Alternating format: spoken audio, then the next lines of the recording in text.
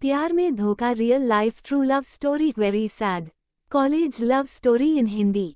ये कहानी शुरू होती है कॉलेज से। बीएससी थर्ड ईयर में एक लड़की थी जिसका नाम था रोशनी। एक मिडिल क्लास फैमिली से थी। जैसा उसका नाम था वह उतनी ही खूबसूरत थी मानो जैसे वह कोई राजकुमारी हो, और उसे इस बात का घमंड भी बहुत था। उसे उस कॉलेज का हर लड़का प्यार करता था और अपनी वाइफ बनाना चाहता था, और रोशनी को आए दिन लव प्रपोजल आते रहते थे और रोशनी किसी को भी मना भी नहीं करती थी। उसे अपनी खूबसूरती का यूज भी करना भी बहुत आता था। रोशनी की कॉलेज के लड़कों के साथ घूमने की बात किसी को कानों कान खबर भी नहीं होने देती थी कि वो सभी से रिलेशनशिप में रहती है। वो रोजाना किसी न किसी के साथ होटल और पार्टी में भी जाया करती थी। उसी के साथ उसी के क्लास में एक रोहित नाम का एक लड़का भी था। वह देखने में ठीक ठाक दिखता था और वह रोशनी को मन ही मन बहुत प्यार करता था, पर कभी भी अपने प्यार का इजहार कर नहीं पा रहा था। पर रोशनी को रोज किसी न किसी लड़के के साथ हंसी मजाक करते देखता तो उसे बहुत दुख भी होता, और उसके मन में कई सवाल आते कि क्या उस लड़के और रोशनी के बीच कई प्यार तो नहीं है, या उस लड़के ने रोशनी से प्यार का इजहार तो नहीं कर दिया।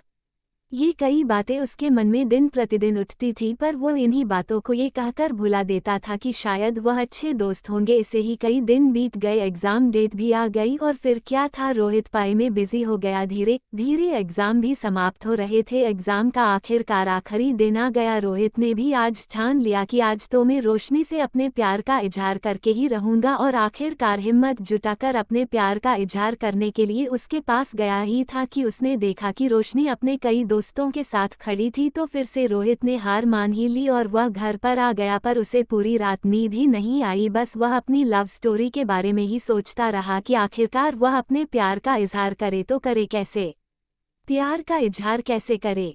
यही बात अब उसे खाई जा रही थी। रात के 2 बज गए थे, पर उसे नींद भी नहीं आ रही थी। अब उसे बर्दाश्त नहीं हो रहा था और उसने रोशनी को कॉल करने की सोची, और तभी उसे ख्याल आया कि अभी तो रात के 2 बज गए हैं और अब मैं फ़ोन करूँ ना तो वह क्या सोचेगी। पर फिर भी इसका दिल नहीं माना और उसने रोशनी को अपने प्यार का इजहार करने के लिए कॉल कर ही दिया।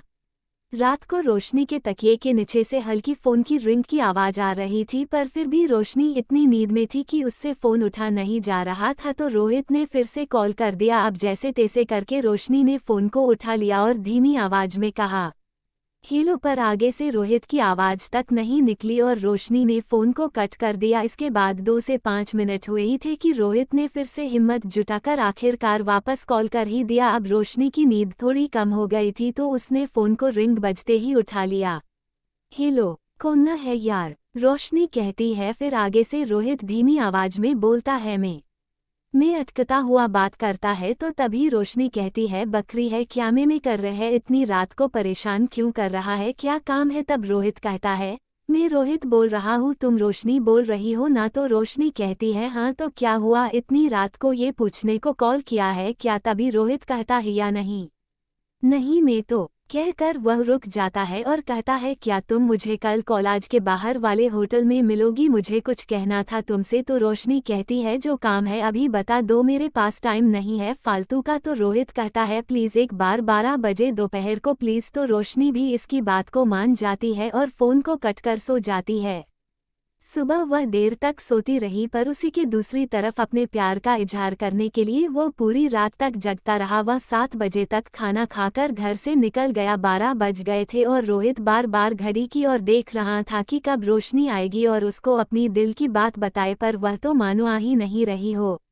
12:30 बज गए पर रोशनी नहीं आई। रोहित को बहुत परेशानी होने लगी कि रोशनी शायद उसे नहीं मिलेगी, पर तभी रोशनी देखने को मिलती है। वो इतनी खूबसूरत दिख रही थी कि किसी का भी दिमाग चकरा जाए। पतली कमर, नागिन जैसी चाल, मानो सबको घायल करके मानेगी। जैसे ही रोशनी उसके पास आती है, रोहित कहता है, सो हॉट, क्या लग रही हो यार तुम तो।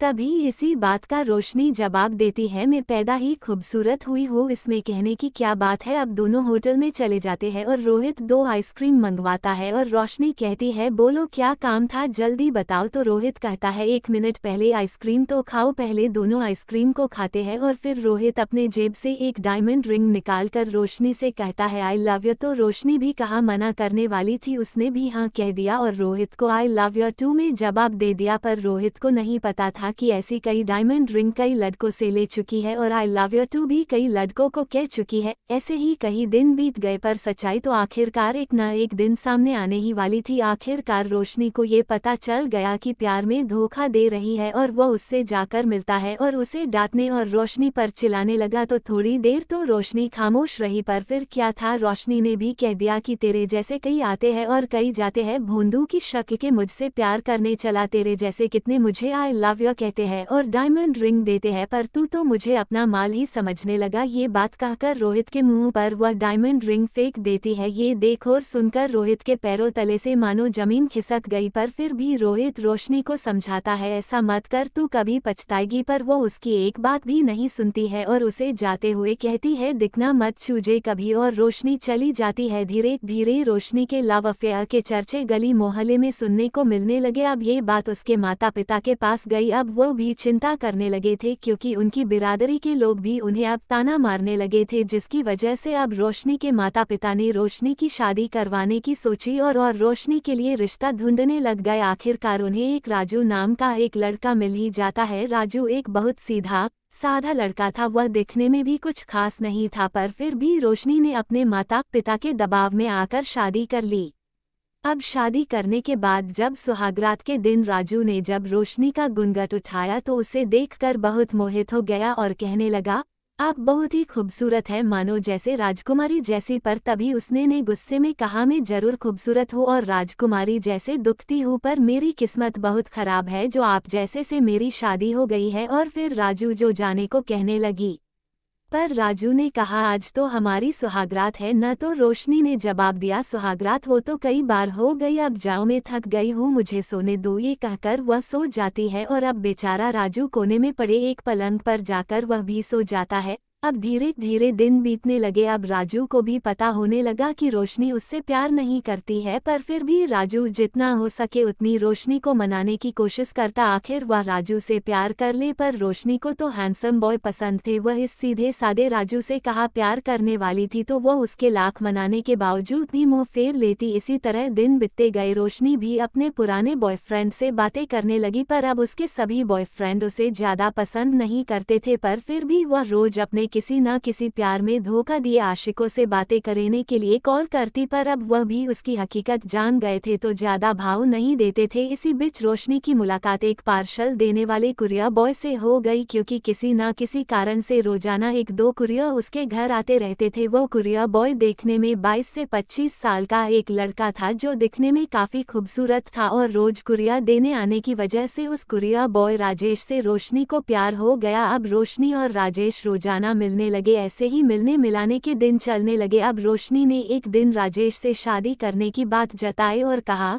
जान क्या मेरी बात सुन रहे हो आप? तो कुरियर बॉय राजेश ने कहा हाँ जान मैं सुन रहा हूँ, क्या तुम मुझसे प्यार करते हो? तो उसी समय राजेश ने भी हाँ कह दिया। तो रोशनी ने कहा क्या हम शादी कर ले? तो राजेश ने कहा कर लेते हैं, पर तुम्हारी तो शादी हो चुकी है तो हमारी शादी कैसे हो सकती है? तो तभी रोशनी ने जवाब दिया तुम उसकी चिंता मत करो मैं सब संभाल लूंगी। तो राजेश कहा मना करने वाला था, उसने भी हाँ कह दिया और राजेश ने रोशनी को आई लव यू कहा और उसने भी इसका जवाब आई लव यू टू में दे दिए। थोड़ी इधर उधर की बातें करने के बाद राजेश ने कहा जानू अगर हम दोनों शादी तो कर लेंगे, पर हमारे पास इतना पैसा कहाँ है कि अपनी जिंदगी निकल सके? तो रोशनी ने राजेश के बाहों में पड़े पड़े कहा तुम चिंता क्यों करते, तो मेरी जान में सब अरेंज कर दूंगी। उस राजू के पास जो पैसा है वो सब मेरा ही तो है। फिर क्या? दोनों हंसने लगे। अब धीरे धीरे रोशनी किसी न किसी तरीके से राजू से पैसे निकलवाती रहती, पर इतने पैसों से उससे ज्यादा फर्क नहीं पड़ने वाला था और न ही उनकी जिंदगी निकलने वाली थी। तो उसने कुछ बड़ा हाथ मारने की सोची। अब एक दिन रात को राजू को रोशनी अपने पास बहुत प्यार से बुलाती है, राजू जी क्या कर रहे हो? मेरे पास आकर बैठो ना, कितने दिन हो गए आप मेरे पास नहीं बैठे हो। जैसे ही यह बात राजू ने सुनी तो राजू के खुशियों का कोई ठिकाना नहीं था। बस क्या राजू दौड़कर उसके पास गया और दोनों मजे में बात करने लगे, पर बेचारा राजू इस झूठा प्यार को कहाँ समझने वाला था।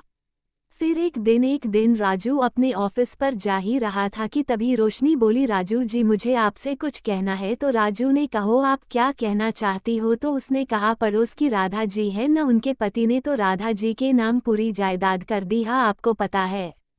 तो राजू भी बेचारा प्यार में अंधा हो गया था, तो उसने भी कह दिया हम भी कर देते हैं तुम्हारे नाम पर जायदाद। अब खुश तो रोशनी बेहद खुद हो जाती है। इसके बाद थोड़े दिनों के बाद उसके नाम पर बंगला, गाड़ी और अपनी सभी जायदाद रोशनी के नाम पर कर देता है।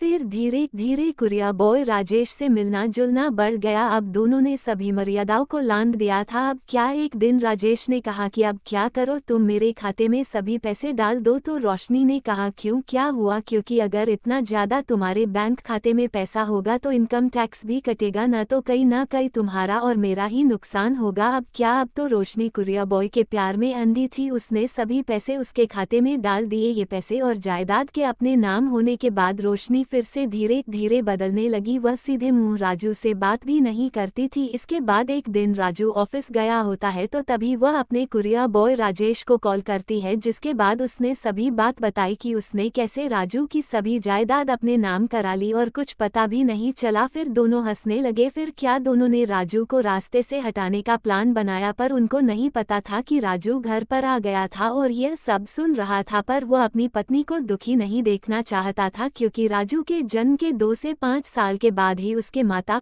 पिता की मृत्यु हो गई थी और उसके ऊपर से माता पिता का साया उठ गया था, तो वो किसी को दुखी नहीं देख सकता था। तो उसने सोचा अगर मैं मरकर भी अपनी पत्नी को सुख दे पाऊँ तो मैं यही करूँगा। इसके 2 दिन के बाद उसकी पत्नी ने जो प्लान बनाया था वह रात आ ही गई। राजू को पता था कि उसकी पत्नी ने उसको पिलाने वाले दूध में किसी प्रकार की कोई गोली मिलाई है, पर फिर भी वह उस दूध को पी जाता है। दूध को पीने के बाद वह कहता है रोशनी, मेरे प्यार में ऐसी कौन सी कमी रह गई जो तुमने ऐसा किया? मैंने तुम्हें अपनी जान से भी ज्यादा प्यार किया है। मैं तुम्हें बहुत प्यार करता था। जब से तुमसे शादी की उसी दिन से मैंने तुम्हें अपनी दुनिया समझ लिया था और तुमने मुझे किसी और के लिए दूध में ये पिला दिया। मुझे पता है कि तुमने क्या मिलाया, पर फिर भी मैं तुम्हें कुछ नहीं कहूँगा, क्योंकि मेरी वजह से अगर तुम खुश रहती हो तो वह सही। यह पूरी बात सुनने के बाद रोशनी के पैरों तले से जमीन खिसक गई। अब उसके मन में डर था कि कहीं राजू पुलिस को नहीं बुला ले, पर तभी राजू ने कहा मैं खुद ही मरना कबूल करता हूँ। तुम्हारी खुशी के लिए मैंने किसी भी को ये बात नहीं बताई है। ये कहते हुए तुरंत राजू के मुंह से खून निकलने लगता है और वह नीचे गिर जाता है। पर अब भी बेरहम रोशनी के दिल नहीं पिघला। बस उसे तो उस कुरिया बॉय राजेश के साथ जिंदगी बितानी थी। तो जैसे ही राजू अधमरी सी हालत में नीचे पड़ा था तभी रोशनी ने तुरंत राजेश को फोन करती है और कहती है काम हो गया जानू। पर आगे से कोई जवाब नहीं आता है और फिर वह कहती है हमारे बीच का कांटा हट गया है जान। तभी आगे से आवाज आती है कौन बोल रही है आप? मैडम जी। तो रोशनी हकी बक्की रह जाती है। उसे पता था कि वो कुरियर बॉय राजेश ही बोल रहा है, तो वह फिर से कहती है मजाक मत करो यार, जल्दी इसे ठिकाने लगाओ। कहाँ हो तुम? तो राजेश कहता है